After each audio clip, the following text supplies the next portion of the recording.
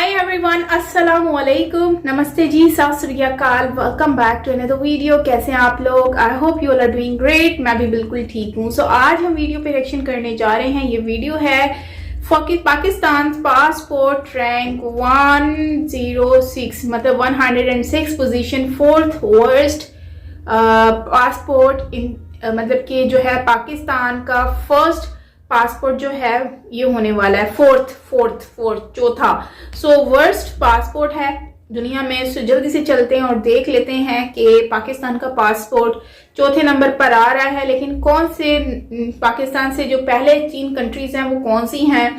सो इस बात पे बड़ा ही दुख हो रहा है कि पाकिस्तान का पासपोर्ट इतना गिर चुका है कि हम लोग इस पर मतलब कि कुछ कर भी नहीं सकते। लेकिन यह है कि जब आप ट्रैवल करते हो तो आपको बहुत सारी प्रॉब्लम फेस करनी पड़ती है। लेकिन जाहिर सी बात है रैंक गिराने वाले भी हमारे अपने ही हैं। सो हम इस पर क्या करें। एक वक्त था जब पासपोर्ट का इतना अच्छा रैंक बन गया था। तो जल्दी से चलते हैं वीडियो की तरफ और देख लेते हैं इस वीडियो को। So yes here we go. Original video का ये ना समझ बैठे कि जनाब हम फर्स्ट 4 में आते हैं, हम लास्ट से यानी लास्ट 4 में हमारा जो नंबर है, और ये इंतहाई शर्मनाक बात है।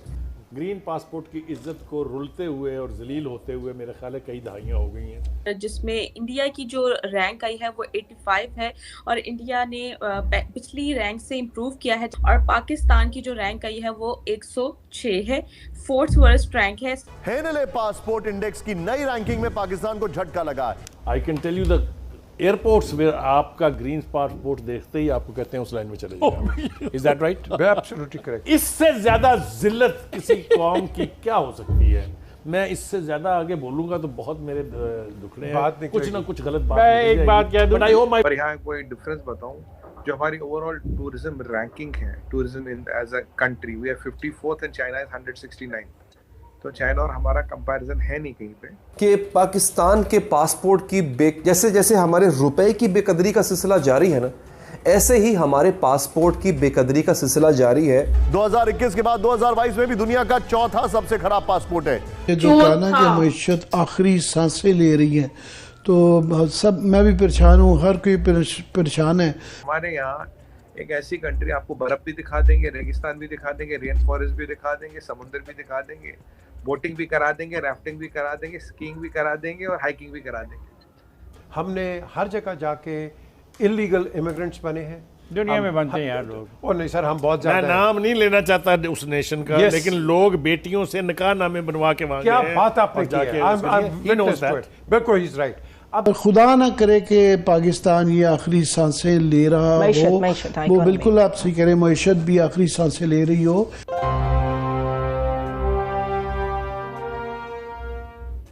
तो जो इंडियंस का ट्रैवल है बहुत बढ़ गया है। हमारा डायस्पोरा ही करीब अभी मेरे हिसाब से अराउंड 2 करोड़ के आसपास हमारा डायस्पोरा ही है।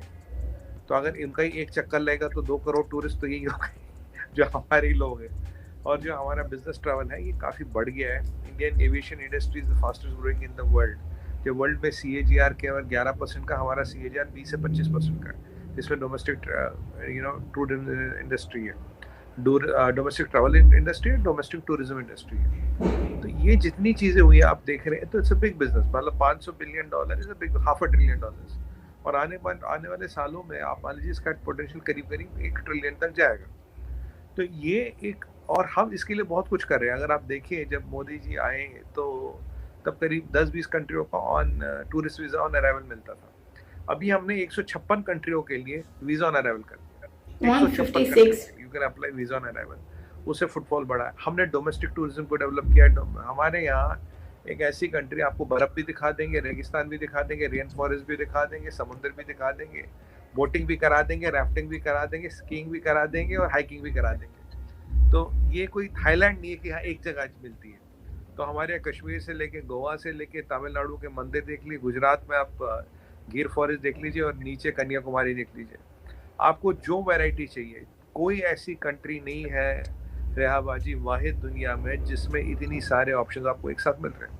और कल परसों तो हमने वर्ल्ड का लार्जेस्ट 13 जनवरी को लॉन्च करेंगे, और इसमें बड़ा इंपॉर्टेंट काम किया हमारे शिपिंग मिनिस्टर सर्बानंद सोनोवाल जी ने। सर्बानंद सोनोवाल पहले यहाँ बता दूं आपको, आसाम के चीफ मिनिस्टर थे। आसाम बड़ा स्टेट है नॉर्थ ईस्ट में, वहाँ से इन्हें सेंट्रल गवर्नमेंट में लाया गया और इन्हें टूरिज्म का दायित्व दिया गया, शिपिंग का, टूरिज्म ने शिपिंग का दायित्व दिया गया। शिपिंग मिनिस्टर है रेड्डी, मिस्टर जी रेड्डी साहब। तो अब सर्बानंद सोनोवाल जी ने बहुत इम्पोर्टेंट काम किया है। एक वाराणसी से क्रूज चलेगा और डिब्रूगढ़ तक जाएगा। ये 3200 किलोमीटर लंबा क्रूज है। ये दुनिया का लॉन्गेस्ट क्रूज है, दुनिया का लॉन्गेस्ट क्रूज।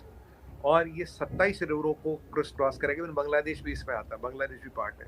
और जो बड़ी चीज़ है, काशी से विश्वनाथ, काशी से शुरू करें सारनाथ, योगा यूनिवर्सिटी, बिहार के सुंदरवन के फॉरेस्ट, हर जगह ये होता हुआ जाएगा और ये शायद मार्च में वहाँ पहुँचेगा। तो ये 2-2.5 महीने का क्रूज है और इसमें करीब 36 यात्री ट्रैवल करेंगे। एक नया नया क्रूज भी बनाया है, नाइस। क्योंकि और जो हमारे यहाँ वाटरवेज डेवलप किए जा रहे हैं, वाटर टूरिज्म डेवलप किया जा रहा है, कि वाटर इज ऑलरेडी देयर, हमारे पास इतने नदियाँ हैं, इतना सब कुछ है, इसको एनकैश करने की जरूरत है। वाटर पे ट्रांसपोर्ट की आप बात करें, बहुत बड़ा बिजनेस है, क्योंकि जब आप वाटर पे ट्रांसपोर्टेशन करते हो आपका कॉस्ट करीब इज अराउंड 55% लेस।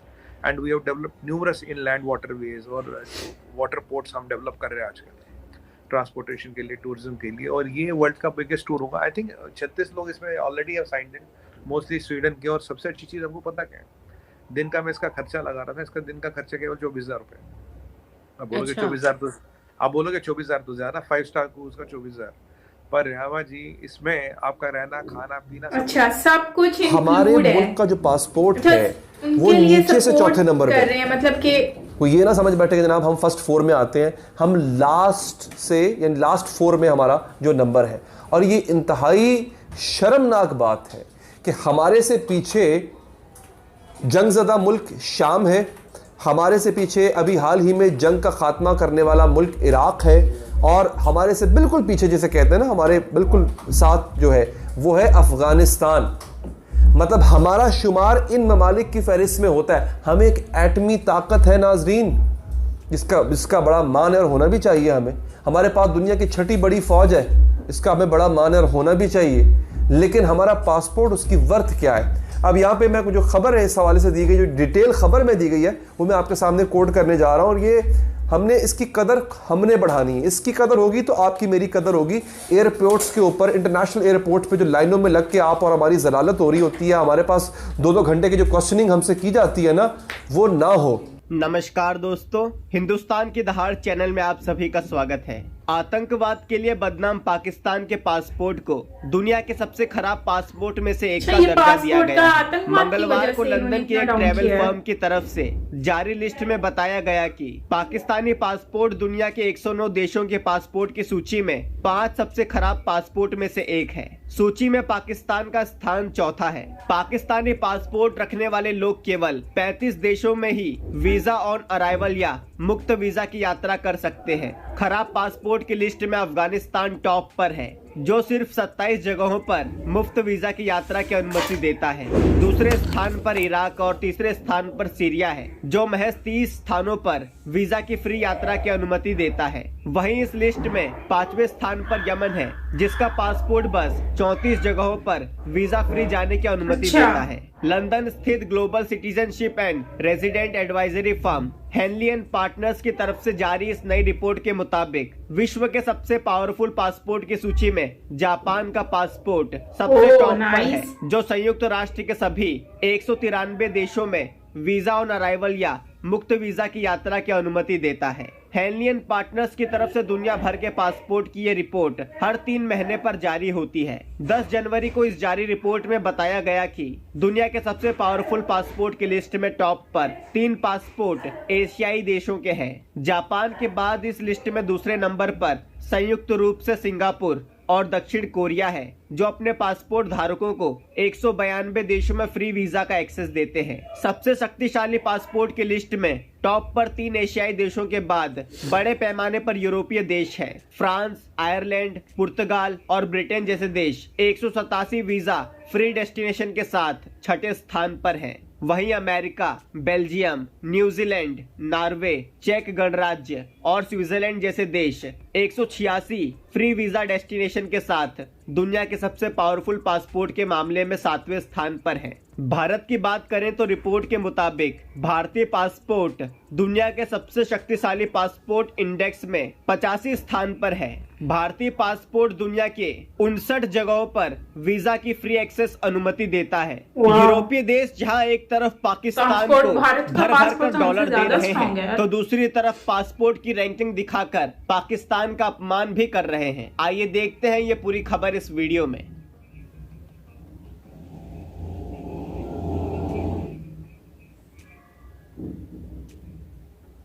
यहाँ पे वीडियो एंड होती है और आपने देखा कि पाकिस्तान का जो रैंक है वो बहुत ज़्यादा डाउन हो गया है पासपोर्ट का।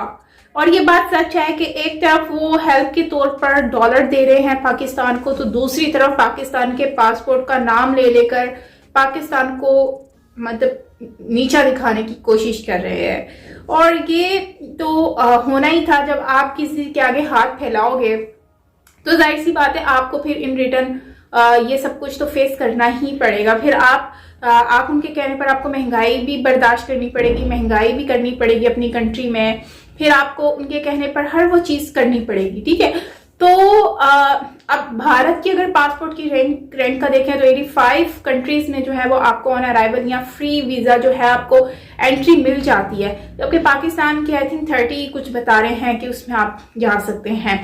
खैर वो भी छोटी मोटी कंट्रीज ही होंगी जहाँ पे कोई जाता ही नहीं होगा, वहां पर जो है पाकिस्तान को अलाउ करते होंगे हमारे यहाँ के लोगों को। लेकिन बात यह है कि पाकिस्तान का वीज़ा आज हम सुपर पावर होने के बावजूद, आज अफसोस की बात यह है कि हम लोग सुपर पावर हैं और आज भी सुपर पावर होने का क्या फायदा है जब आपको इतना इंसल्ट फील करना पड़े, जब आपको इतना डाउन कर दिया जाए, जब आपकी दुनिया में ये वैल्यू, ये रिस्पेक्ट रह जाए, तो फिर आपका क्या वैल्यू है। सो ये बात देखने वाली है, क्या हमने ये सुपर पावर को अपने नाम पे लगा के हम कोई बड़े लोग बन गए? नहीं, आज हम डाउन होते जा रहे हैं, महंगाई, फूड क्राइसिस, सब कुछ हो रहा है। अब भारत का पासपोर्ट देखें 85 पर चला गया। ये वही भारत है जो एक टाइम पर पाकिस्तान के साथ, मतलब दोनों एक जुड़ी हुई कंट्री थी, डिवाइड हुए। भारत कहाँ निकल गया और पाकिस्तान कहाँ रह गया? मैं ये समझती हूँ कि ये एक नफरत का जो बीज बोया गया है ना, ये उस बीज का जो फल निकल रहा है ना, ये वो फल मिल रहा है हम सबको। और भारत ने हमेशा अपनी डेवलपमेंट के ऊपर फोकस किया है, अपनी एम्स के ऊपर फोकस किया है, अपनी इंफ्रास्ट्रक्चर के ऊपर, डेवलपमेंट के ऊपर, इंटरनेशनल फॉरेनर कंट्रीज के साथ रिलेशनशिप बनाने पर। तो मुझे लगता है फॉरेनर रिलेशनशिप बनाने से जो है वो भारत का बहुत अच्छा जो है इम्पैक्ट पड़ता है दूसरी कंट्रीज के ऊपर। जबकि हम लोगों का अगर देखें तो हम डाउन से डाउन होते जा रहे हैं। डाउन किस वजह से हो रहे हैं ये आपको भी मालूम है कि महंगाई, ये जो हालात चल रहे हैं, गुर्बत चल रही है, ये सिर्फ हेट की वजह से चल रही है, क्योंकि यहाँ पर सिर्फ हेट है। चाहे वो अपने लोगों के बीच में हेट हो, चाहे वो दूसरी कंट्रीज के साथ हेट हो, स्पेशली भारत को लेकर हेट हो। हालांकि अपना नेबरहुड कंट्री है भाई, उनसे आपने नहीं बना के रखी, ऊपर से ये दहशतगर्दी, इसका नाम बार बार आपके नाम पर आ जाता है। अब अफगानिस्तान से तालिबान जो है पाकिस्तान में इन हो जाते हैं, तो जाहिर सी बात है ये सारी चीजों को देखते हुए कोई भी कंट्री आप पर रिलाई कैसे कर सकती है। तो इसमें कहीं ना कहीं हम लोग खुद ही जिम्मेदार हैं और अपने नफरत का जो बीज हमने शुरू से बोया हुआ था। एक वक्त था कि हम आबाद थे, खुश थे, हमारे पास, हम अमीर थे।